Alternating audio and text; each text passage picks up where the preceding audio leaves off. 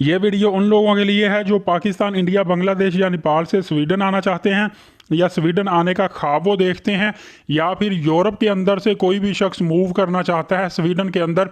उनके लिए ये बड़ी इंपॉर्टेंट न्यूज़ है कि स्वीडन की जो गवर्नमेंट है वो बहुत बड़ी तब्दीलियां लेकर आने जा रही है सिटीजनशिप के हवाले से और इमिग्रेंट्स के हवाले से, जिसका जो डायरेक्टली असर है और इनडायरेक्टली असर है वो तमाम इमिग्रेंट्स पर पड़ने वाला है। इसमें वो सिटीजनशिप के भी हवाले से रूल्स चेंज करने जा रही है।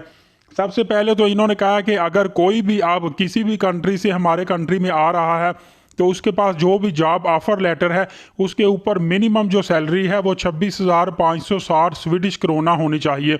अगर इससे कम सैलरी होगी तो उसको वीज़ा नहीं दिया जाएगा। अगर उसने वीज़ा हासिल कर भी लिया तो स्वीडिश गवर्नमेंट जो है वो उसको एक्सेप्ट नहीं करेगी, यानी कि उसको डिपोर्ट कर देंगे, वापस उसको जाना पड़ेगा।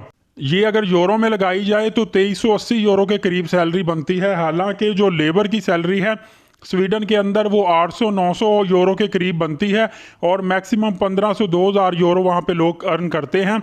ये जो 2380 यूरो के करीब इन्होंने जो कंडीशन लगाई है, ये सैलरी उन लोगों के लिए होती है जो डॉक्टर, इंजीनियर या आईटी फील्ड या बहुत बड़ी किसी फील्ड में एक्सपर्टीज होते हैं। इससे नीचे लेवल पे इतनी सैलरी हासिल करना बहुत मुश्किल होता है। लेकिन बहरहाल ये स्वीडिश गवर्नमेंट एक तब्दीली लेकर आने जा रही है और इसकी वजह से इससे कम सैलरी वालों का वीज़ा नहीं लगेगा। अब देखिए स्वीडन में भी बहुत से जो लोग हैं वो काम कर रहे हैं, उनकी जो स्वीडिश क्रोना में 26,560 के करीब जो है सैलरी बन जाती है। लेकिन मसला ये है कि उनके डॉक्यूमेंट में ये सैलरी मेंशन नहीं होती। डॉक्यूमेंट में सैलरी हमेशा कम ही मेंशन होती है। उसकी वजह यह है कि फॉर एग्जांपल आप किसी भी कंपनी में काम कर रहे हैं, 8 घंटे काम करने की आपकी सैलरी होती है। इसके अलावा जो 4 घंटे ओवर टाइम करते हैं उसकी सैलरी आपको वो नेट दे देते हैं। 8 घंटे की सैलरी आपको प्रॉपर जो प्रोसीजर होता है थ्रू प्रॉपर चैनल बैंकिंग के थ्रू आपको देते हैं।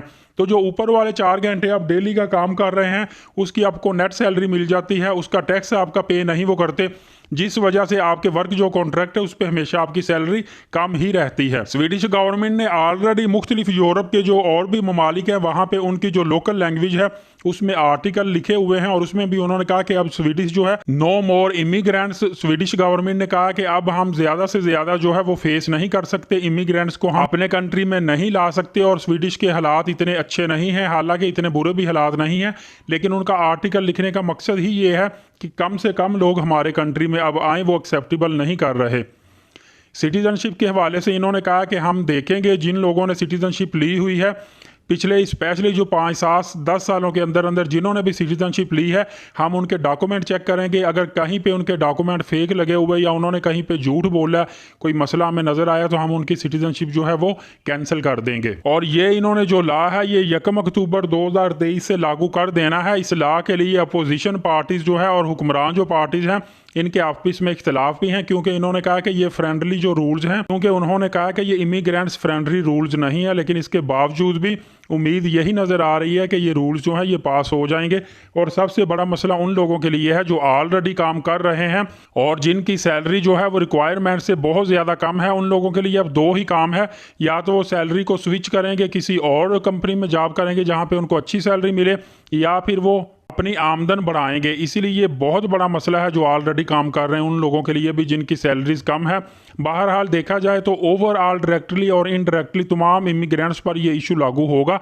इसीलिए जो भी बंदा अब स्वीडन में मूव करना चाहता है वो देख समझ के मूव करे, क्योंकि स्वीडन में अब ज़्यादा इमिग्रेंट्स के लिए फैसिलिटीज़ नज़र नहीं आ रही।